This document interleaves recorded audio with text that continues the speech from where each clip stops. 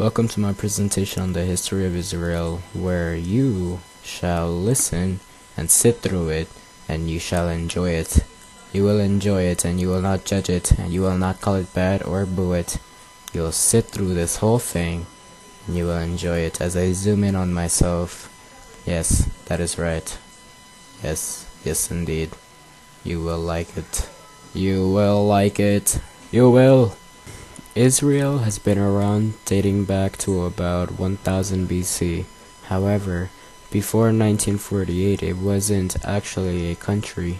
It was first called Canaan when God had promised Moses and his people about the promised land as to where they would go after they would escape from Egypt from slavery.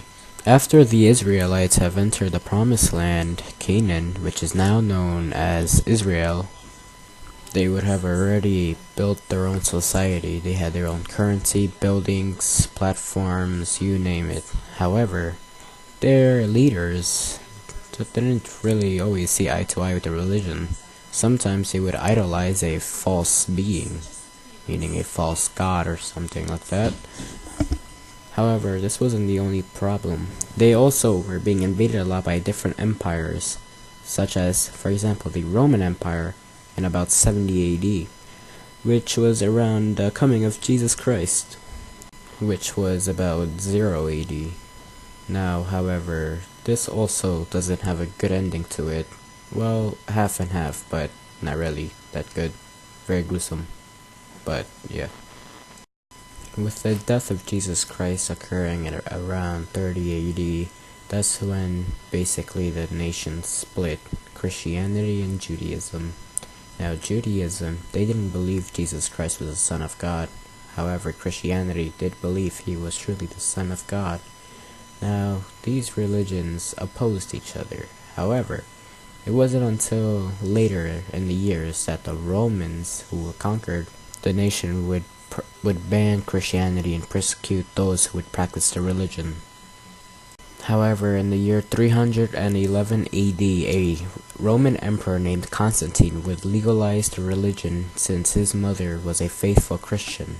However, fast forwarding in time to around 600 AD, the Arabs had conquered the land and expelled the Jews.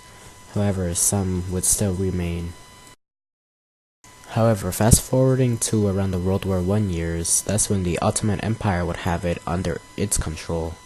However, in the year 1917, that is when the British would have the land under their control after defeating the Ottoman Empire at the year as to when Germany and the other Central Powers are on the point of surrender.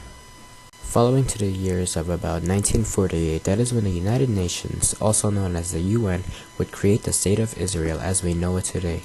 However, Israel's neighbors, well, most of them at least, except for Jordan, Egypt, don't recognize them as a state and consider them hostile in their eyes. Quote from the website, in 1948, on the month of May 14th, the Arabs launched an air attack on Tel Aviv, which the Israelis resisted. This action was then followed by an invasion from the former Palestinian mandate by Arab armies from Lebanon, Syria, Iraq, and Egypt. Saudi Arabia sent a formation that fought under the Egyptian command. British trained forces from Transjordan eventually intervened in the conflict, but only in areas that had been designated as part of Arab state under the United Nations partition plan and the Corpus Separatament of Jerusalem. After tense early fighting, Israeli forces now in the Joint Command were able to gain the offensive, which is a quote from the website. The website is history.state.gov.